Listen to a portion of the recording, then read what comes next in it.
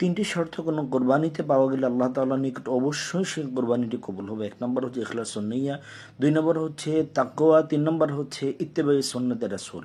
রাসূলুল্লাহ সাল্লাল্লাহু আলাইহি সাল্লাম বলেছেন, ইন্নামাল আ'মালু বিন্নিয়াত। আল্লাহ তাআলা কোরআনুল হাকিমে বলেছেন, ওমা উমিরু ইল্লা লিয়াবুদুল্লাহ মুখলিসিনা লাহুদ্দিন।